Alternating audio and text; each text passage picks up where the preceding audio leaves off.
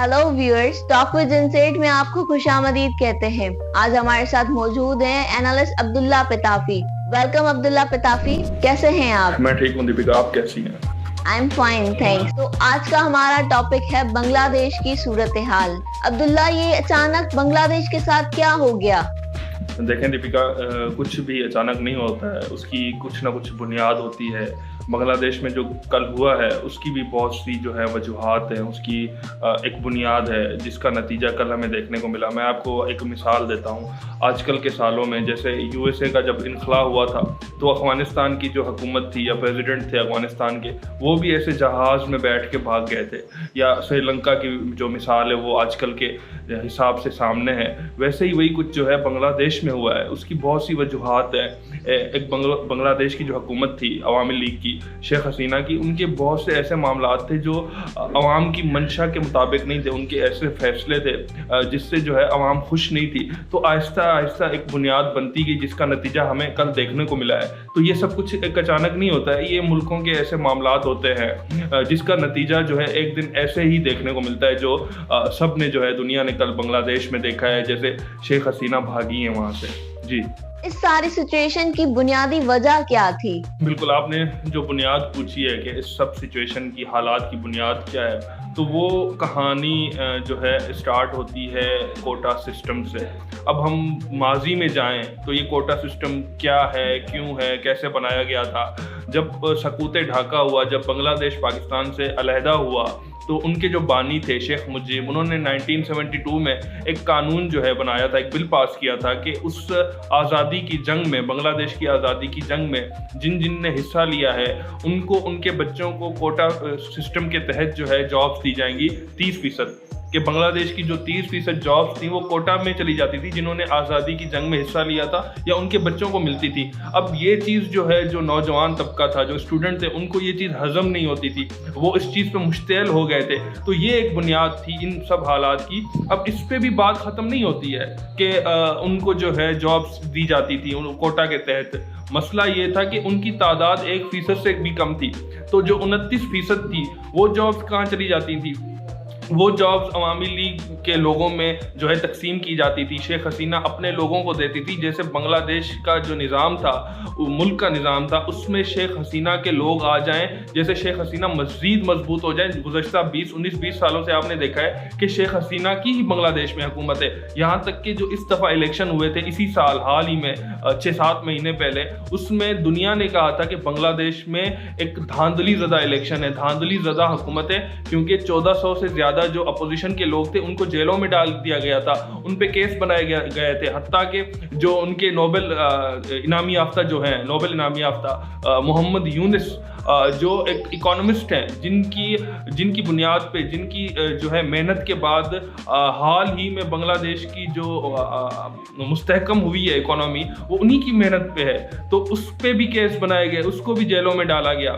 तो ये वो बुनियादी चीज़ें थी। अब ये एक सियासत थी शेख हसीना की जिसको बांग्लादेश की अवाम ने, स्पेशली जो है स्टूडेंट्स ने जो है समझ लिया था कि यहाँ पे जो है शेख हसीना का मकसद क्या है। वो मज़ीद अगले 20 साल जो है अपनी हुकूमत बांग्लादेश में चाहती है। तो जिस पे स्टूडेंट मुश्तैल हो गए, ये आज मुश्तैल नहीं हुए थे, ये 2 माह पहले मुश्तैल नहीं हुए थे। ये पहला एहतजाज 2018 में हुआ था जब इस बिल पे जो है इस जॉब्स कोटा के खिलाफ स्टूडेंट निकले थे, जिस पे जो है अदालत ने, बांग्लादेश की अदालत ने कहा था कि ये स्टूडेंट की जो पटिशन है, जो एहतजाज, ये गलत है। लेकिन शेख हसीना ने दबाव देखा, दबाव को महसूस किया, उसने कैबिनेट में इस बिल को कैंसिल किया। लेकिन वहाँ पे भी एक सियासत आती है। जैसे ही शेख हसीना ने उस बिल को कैंसिल किया, अब अदालतें, पुलिस पे जो इन्फ्लुएंस है वो शेख हसीना का था। जैसे ही बिल यहाँ से कैबिनेट से कैंसिल हुआ तो जो उस बिल के कैंसिलेशन की चीज़ थी उसको ही अदालत ने जो है मनसूख किया कि नहीं, ये बिल, ये कोटा सिस्टम चलेगा। तो वो 6 सालों के बाद जो है उसका फैसला आया कि ये कोटा सिस्टम चलेगा। 6 साल ये जो बिल था, ये कोटा सिस्टम था, ये कैंसिल था। लेकिन जैसे ही हाल में ये हुकूमत बनी है शेख हसीना की, उसने ये माहौल देखा कि भाई मुल्क में अब ताकत उसी की है, मज़ीद मजबूत हो गई है। तो उसने जो है अदालत के مدد سے, عدالت کی مدد سے اس بل کو, اس کوٹا سسٹم کو مزید جو ہے آگے چلایا, تو جس پہ عوام مشتعل ہوئی 2 ماہ پہلے. یہ احتجاج چلتا پہلے کوٹا سسٹم کی بندش یا اس کی جو ہے اس کو ختم کرنے کے حساب سے تھا, لیکن شیخ حسینہ نے سوچا کہ یہ وہ اپنے طاقت سے, وہ اپنی حکومت کے بلبوتے سے اس عوامی جو ہے اس اسٹوڈنٹس کی جو مہم ہے اس کو کچل دے گی, لیکن ایسا نہیں ہو سکا. وہ آپ نے کل دیکھا کہ بنیادی جو وجہ تھی کوٹا سسٹم, اس کے پیچھے ایک سیاست تھی کہ وہ شیخ حسینہ مزید بنگلہ دیش کے سسٹم میں اپنے لوگ لانا چاہتی تھی, اپنی ٹیم کو لانا چاہتی تھی, جیسے اپوزیشن نام کی کوئی چیز نہ ہو. اور اس کی جو ایک جنگ ہے وہ جماعت اسلامی کے ساتھ ہے. جماعت اسلامی جو بنگلہ دیش کی ہے, اس کے والد کی بھی جو ہے شیخ مجیب کی جنگ بھی جو ہے جماعت اسلامی کی تھی کے ساتھ تھی. شیخ حسینہ نے تو یہ بل بھی پاس کیا کہ جو علماء جماعت اسلامی کے تھے ان کو جو ہے پھانسی لگائی گئی تھی. تو یہ ایک جنگ تھی. تو شیخ حسینہ کا ماننا یہ تھا کہ اسٹوڈنٹ کی جو مہم ہے یا جو اسٹوڈنٹ نکلے ہوئے ہیں ان کے پیچھے جماعت اسلامی ہے, تو وہ کچلنا چاہتی تھی. اس کا مقصد یہ تھا کہ اسٹوڈنٹ کو ہم کچل دیں گے تو جماعت اسلامی کچل جائے گی, لیکن ایسا نہیں تھا. جو اسٹوڈنٹ نکلے تھے ان کا ایک ہی موٹیو تھا کہ ہم جو ہے اس بل کے, اس کوٹا سسٹم کے خلاف ہے. یہاں پہ جو کوٹا سسٹم کے نام پہ جو سیاست ہوتی ہے ہم اس کے خلاف ہے, جس کی بنا پہ جو ہے یہ نتیجہ, یہ دن بنگلہ دیش کو دیکھنے کو ملا. ایون کہ جو عوامی لیگ ہے, کل آپ نے دیکھا اس کے جو بھی ان کے آفیسز تھے, ایون کہ جو اس کا شیخ مجیب کا ہاؤس تھا اس کو بھی جو ہے آگ لگا دی گئی, اس کے مجسمے جو ہیں زمین بوس ہو گئے. تو یہ چیزیں جو ہیں اب ان کو سمجھ آئی ہیں عوامی لیگ کو. اس وقت جو ہے شیخ حسینہ ہندوستان بھاگ گئی ہیں, تو یہی سب ہوا ہے.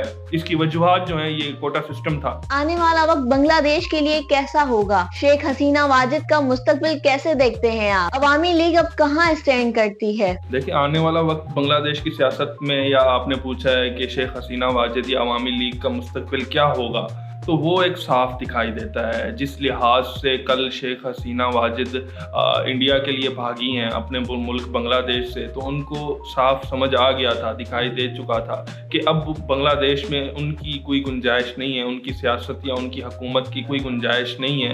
اسٹوڈنٹ نے مخلوق حکومت بنانے کے لیے محمد یونس کا نام دیا ہے, جو نوبل انعامی یافتہ ہیں, اکانومسٹ ہیں بنگلہ دیش کے, تو ان کا نام دیا ہے. وہ بھی جو ہے شیخ حسینہ واجد کے مخالف تھے, اس کی حکومت کے مخالف تھے.